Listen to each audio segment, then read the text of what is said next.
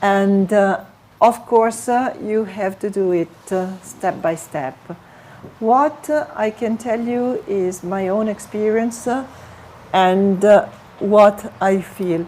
Well, I learned flying not here because I'm from Bologna. Bologna, I don't know if you know where it is. It's in between Florence and Venice, so it's in the flat part.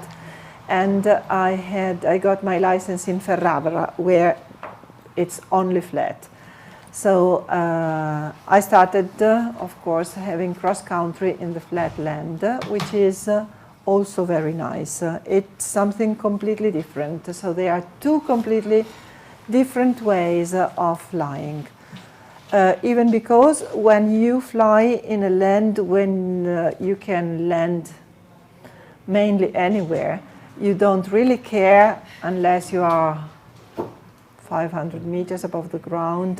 So you always have to be aware that there are fields, but in flatlands. I remember once I flew two competitions in Szeged, Hungary. Pre-words 2008 and words. The pre-words were amazing. We had such a wonderful weather, and we were given one day 630K to fly in blue sky. It was the very first time I got bored flying.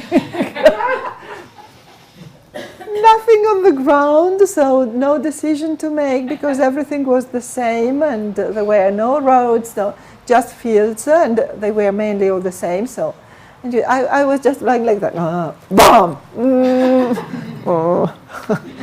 I really got bored at the end of the day, and I could not finish the task because it was too late and I was not high enough, and there was a very big wood in between me. It was the last 30K in between me and the airfield. So I decided at 8 o'clock to land there. I outlanded, and the following morning at 10:30 I was already in the air with a new task of 500. So we flew 4,500K in 11 days without a rest day.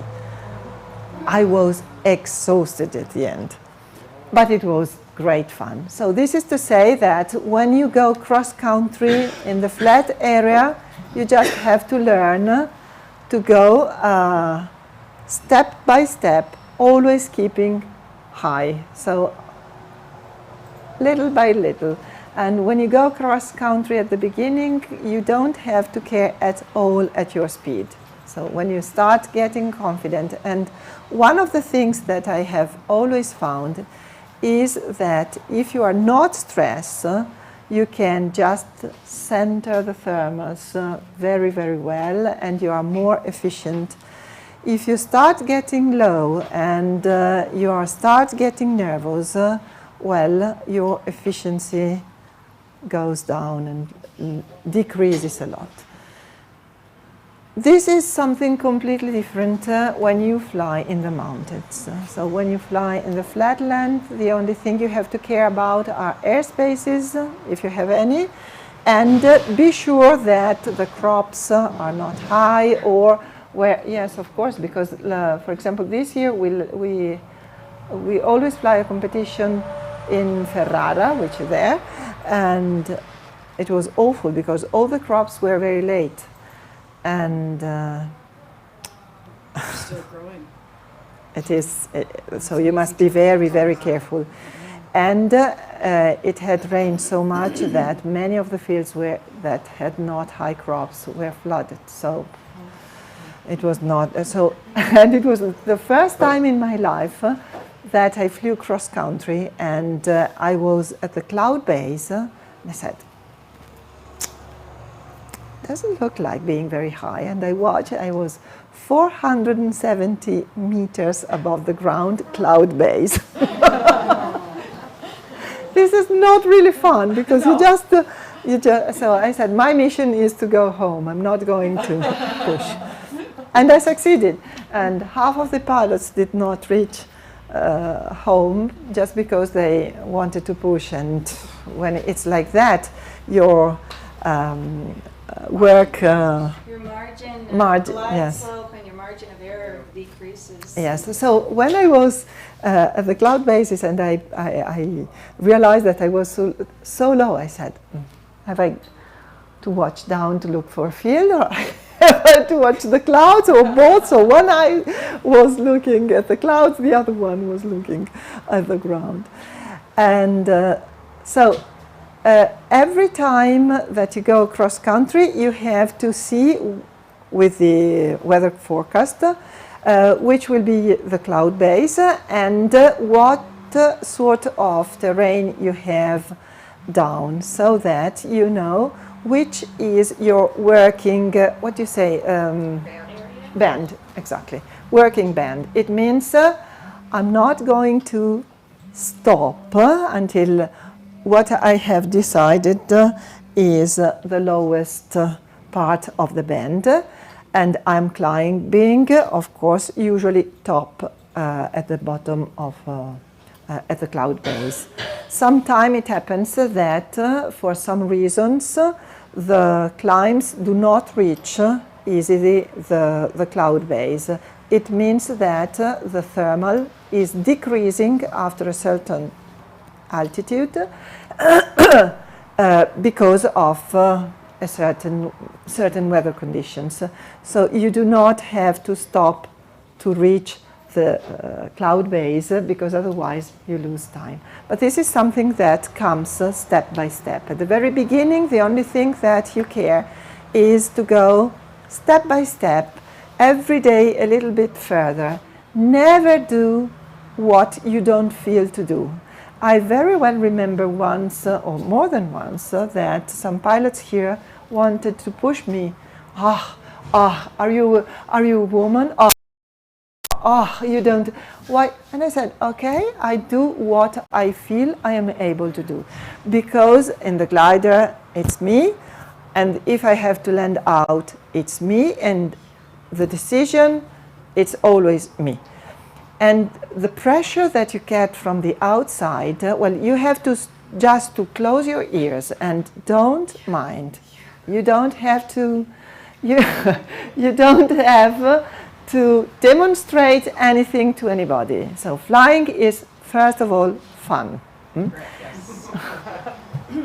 And it must not be stress. So, and I can assure you that step by step I could go further and further. Okay. And it is not necessary that every time you have a flight you have to show other people how good you are. And more than once I decided to, even in competition, not to go to a turning point because I did not feel confident. So if I'm not feeling confident, well, I leave it. And I'm not feeling ashamed of my choice. This is one of the worst aspects I had to face with myself, because I had to fight very hard with myself, because at the very beginning I thought, well, what can people think of me? It's not, yes, and if I succeed, or everybody says, how good you are. If I don't succeed, everybody says, what happened? But you are always the same, and you will grow step by step without stress. And if you feel confident, then you can do little steps, and it will come, because, of course. And the fact is, always fly if you think that it is worth, and always fly with an objective, just to go a bit further. Don't just fly and stay above the airfield to say, well, I stay 4 hours, 5 hours. Just every time a little bit, so that your confidence is improving.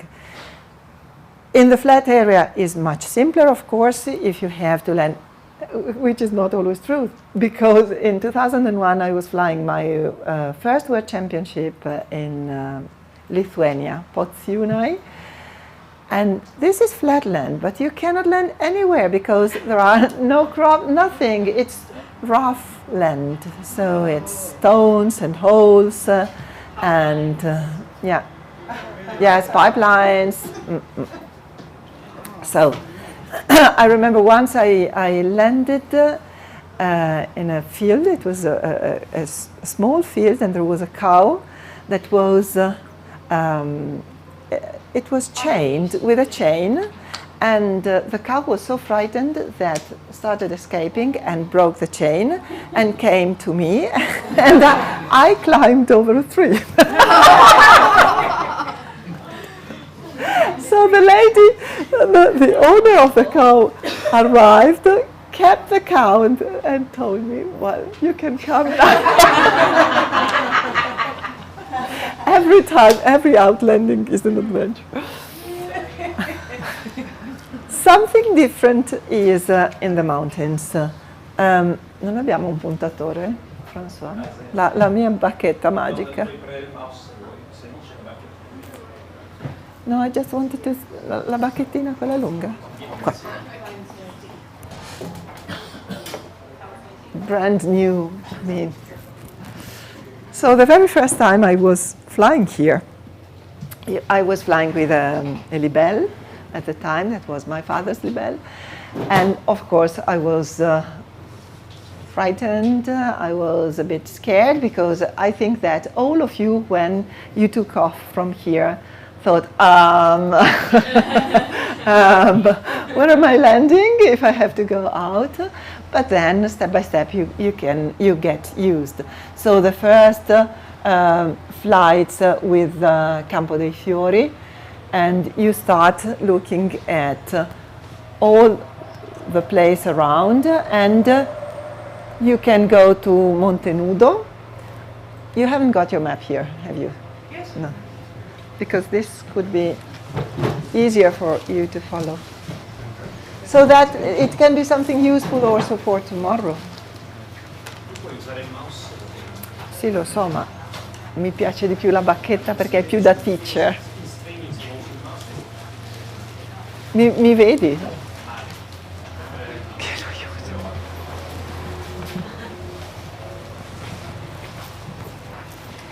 Posso fare un... come faccio a fare una...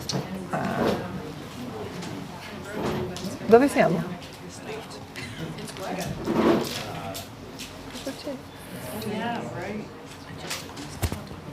Perché fa così?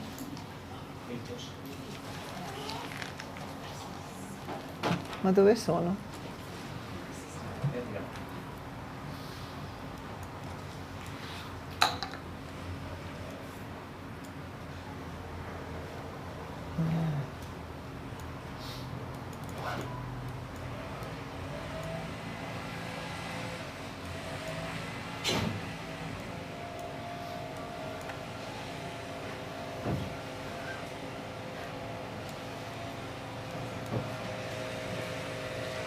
Okay, so the first...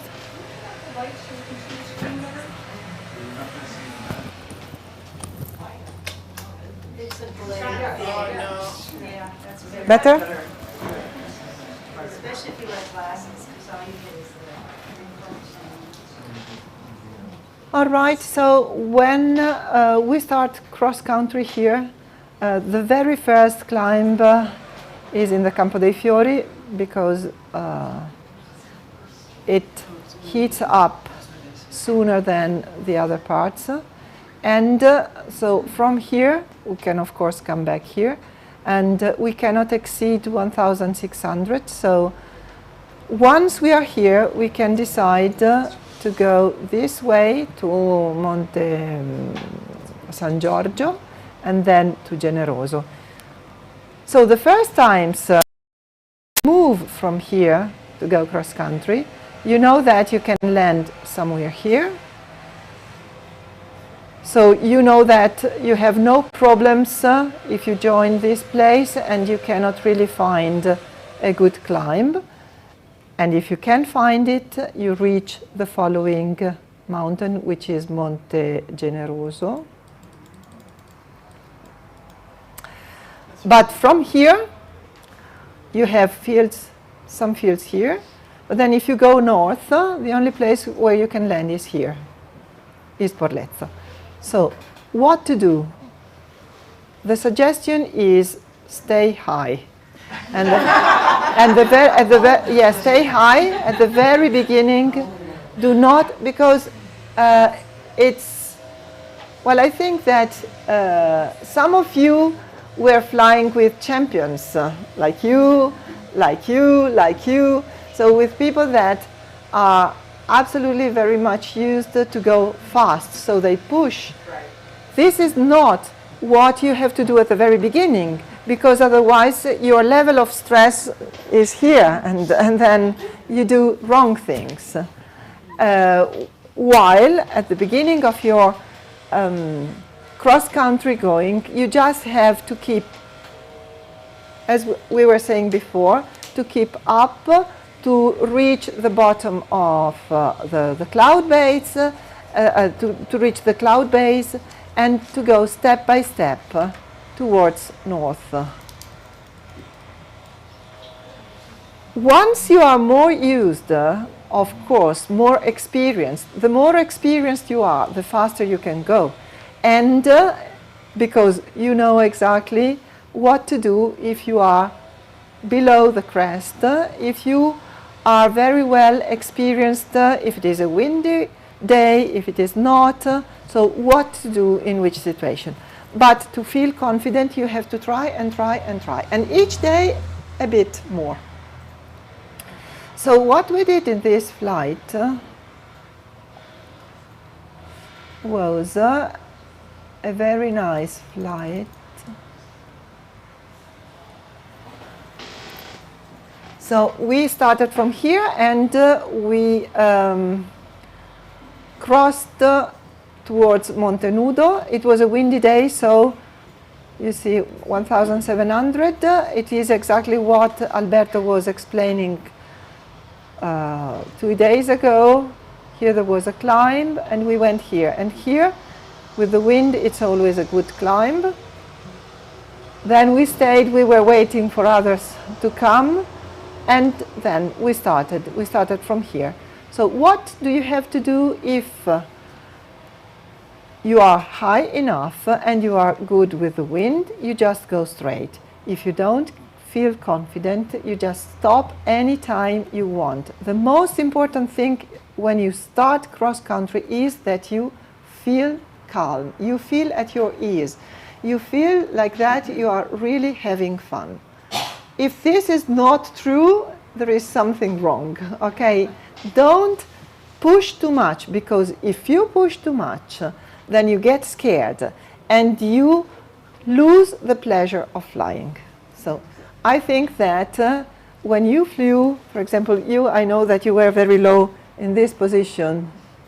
With the K-21, 1,600, it's very, very low. But you had in the back number 15 of the word, so I'm sure you were not worried at all.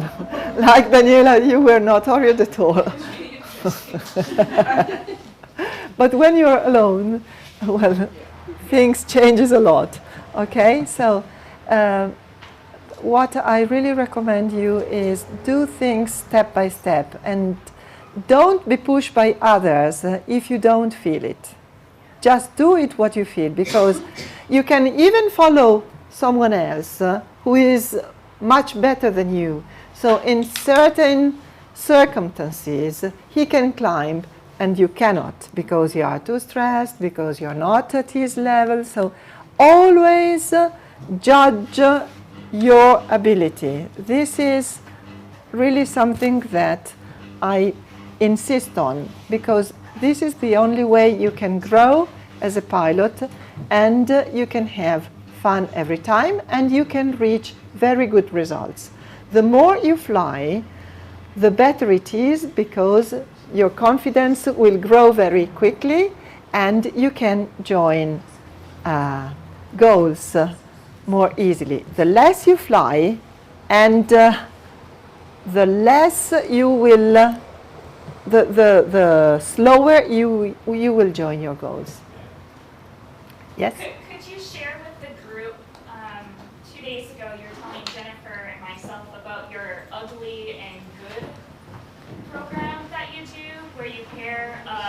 experienced pilot with a higher experienced pilot for Oh yes, of tests? course. Yeah, this is something very good because when we have the competition during the year here at the club, you mean we organize something like it is called goods and bads, and the score is made on the less experienced one. So what happens? We just of course, we are couples, so there is a less experienced and a more experienced. We take off and we just start. We are given a task and we start. So the more experienced goes in front and waits for the less experienced to come to climb. If the less experienced arrives and he is too low, air breaks out, we go down even a bit lower than them, so that immediately when you see someone that is lower than you, so they feel more confident. And we start climbing. Usually, the less experienced are climbing like 10 kilometers square. So you try to teach them to bank a bit more, to be closer, to be together with you without being scared. This is the way. So, yes? And are the two pilots talking to each other on the radio during this? Well, you can imagine if we have some 15 couples, it becomes a big mess. So we usually try not to speak too much. Sometimes we use different frequencies to say, but if we are together on a goggle, we must be in the same frequency for, of course, safety reasons. All right, so we try to, if we can talk, it is better because, of course, if you can, even the less experienced, express what his feelings are. And if, for example, if he does not feel confident to go on, well, you have to respect. But I have to say that this is, of course, the task is short, and we always choose a task in this area where you have fields where to land. So there's a alzate, so here we have a field, and there's alzate here, and a cong here, and here there are a lot of nice fields, so that one hasn't got stress. We never do that inside the mountains because of this reason. And so step by step we go on. Of course, it's a mixture of levels. So even in the less experienced ones, they are not all at the same level. So, but we try, and this is something that works really very well, because after this they keep that they are able to move a bit more, and they have learned the parameters on how to move, and every time we also try to ask them which would be their decisions, when to leave the thermal, if it becomes so. The thermal was 1.5 meters and then it becomes 0.5, 0.4. When is the case when you have to leave it? If the cloud base is higher and you are high enough, you have to leave. But otherwise, if you are not high enough, you have to stay. So just trying to end all the time, letting them judge the wind. Where does the wind come from? And how strong the wind is. So if you have tailwind, you're pushed, but then you have to go back. So you have to calculate all these things. Okay? And in the end, I think that we do it out over a weekend or in 2 weekends. It depends on the weather, of course. And I think that this is very good. We usually do in the middle of the year, not at the very beginning, because we are not trained, and not at the end, because otherwise they cannot profit of their experience. So And we saw that in this way, many of them then they tried their 50s or they tried their 300, so it's nice. And also, if we don't have this kind of competition, there is always someone that is taking care. So we make turns, and there are pilots who are devoted that day. So if you want to come with me, we go. And so the sporty people usually don't really like very much to give up at very good days. So the very good days are free for everyone. And in the weaker days, we choose to do that. That's even better because then you learn that how to work weaker thermals. Yeah, exactly. And from time to time, you also have cumuluses that look nice and that don't work. So it happens a lot. Yes? Yeah, there's an issue of expectations of the beginning pilot. I have a tendency not to want to do cross-country and just doodle around in the area.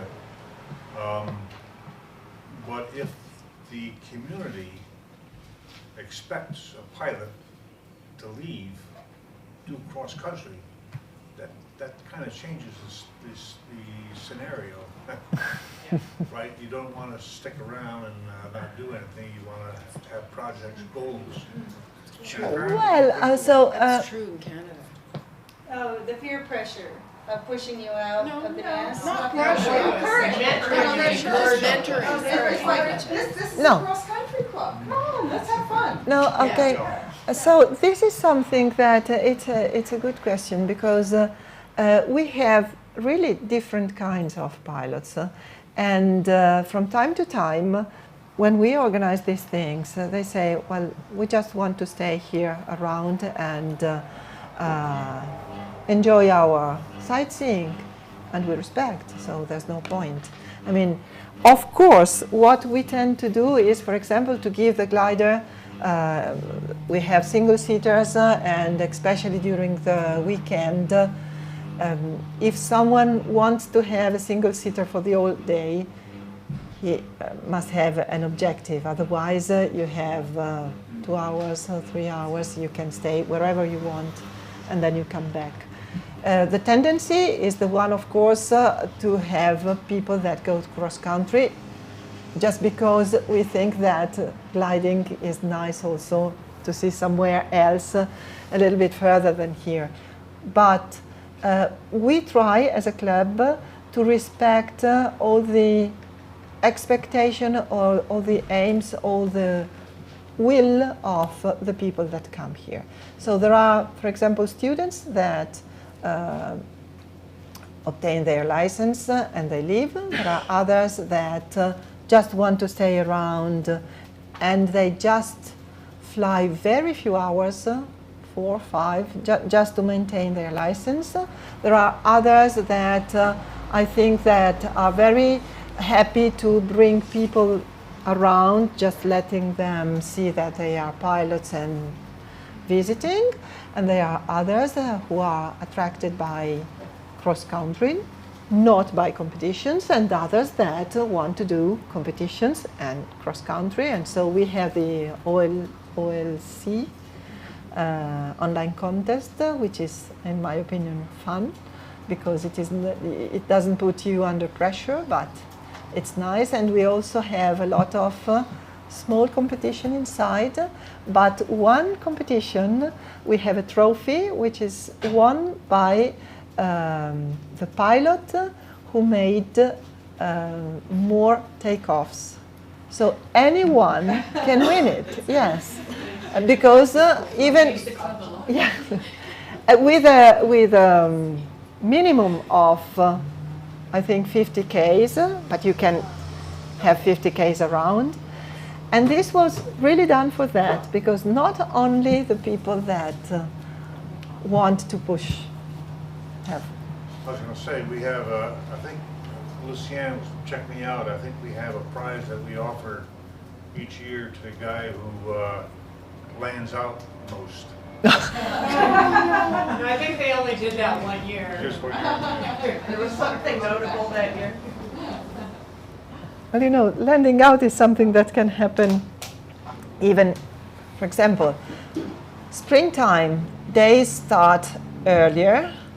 At the very beginning, you don't have to push, otherwise you don't get the top of, for example, of this mountain. So we start from here, and we usually arrive here. You have to be at the beginning of the day, if it is not windy, you have to be over the crest, otherwise you land here.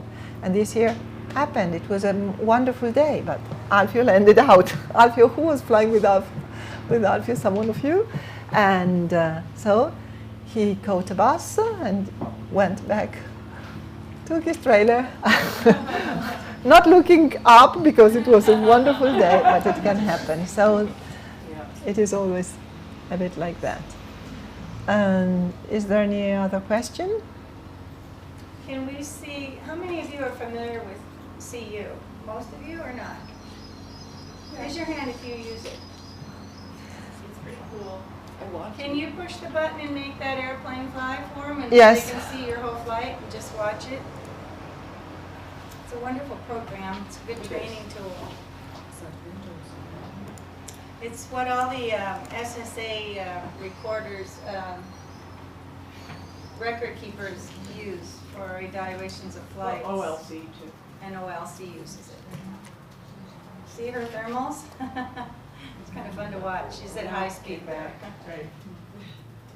And you can change that and slow it down and Yeah. enlarge it and watch how, if she's making concentric turns, if the wind is blowing her thermal sideways. You can add multiple flights into Yeah. the viewer too. Yeah. So you can compare like two pilots who maybe flew the same task, and Right. if one Okay, takes we've that started one here, Yeah, you see, that's straight so flight. decision making. Yeah. Can you get us like a side view? So there are triple. Yeah, there's all kinds of views, Yeah, you yes. can. Yes, I'm not very good in showing how it works. So here was where I met the eagle.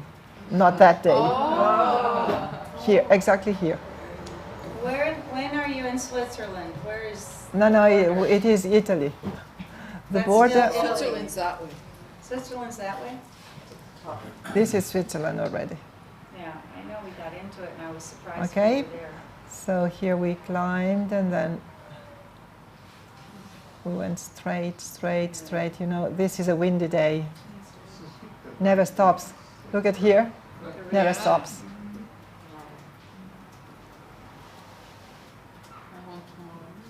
The wind was from the south? No, north. North, okay, so it's hard to tell what side of the ridge you're on. While going, so we had a turning point here. The wind was no more blowing, and it was quite difficult because you can see we were getting lower. We had to work quite a lot.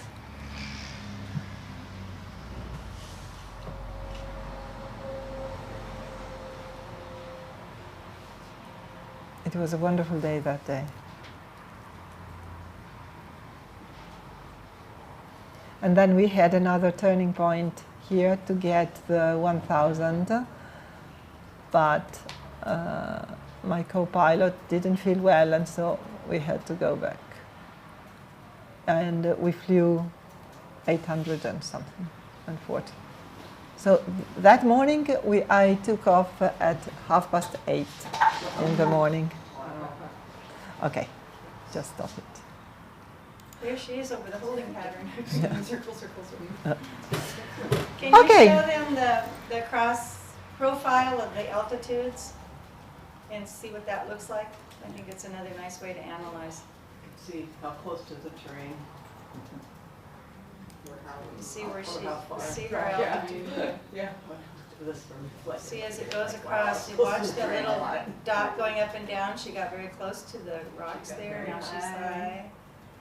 She's getting higher and higher.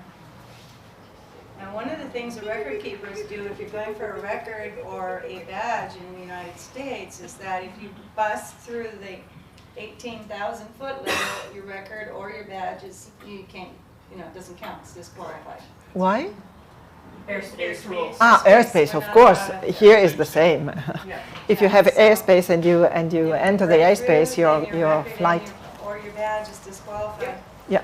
I was the record keeper for about 6 years for the California, Ah. so I know the rules. Yeah.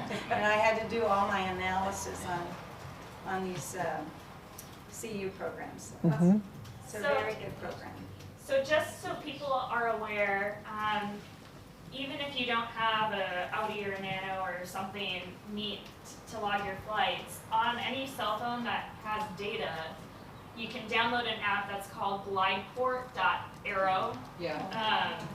And so like yesterday, I was able to record my flight because I have an Italian SIM card, and you can get them for, we flew an hour, no really big flight, but you could still follow it and upload it into, it's an IGC file, so you can put it on OLC. You can, go through CU and see your ups and downs. But it's a pretty neat program. You can get it set up so it emails the file to whomever you wants to see you while you're flying. I think there's a 5-minute flight delay perhaps. But I find it more fun than the spot tracker page to follow other people's flights. It's Gladeport. .aero. Can you put that on one of my poster boards I have in there real big and tell them how they download it? And I have an Android, We'll post but it. I can show anyone. Just come talk to me. Yeah. This Yeah, is I don't have OLC? an iPhone, but- So else, Yep. so they did well out of Minden. And every evening I go and see Me too. what's going on. So, for example, Szeged. And you see, and you can see what the other pilots have flown and which altitudes, and it's nice. Yeah, I'm sure it's the same thing.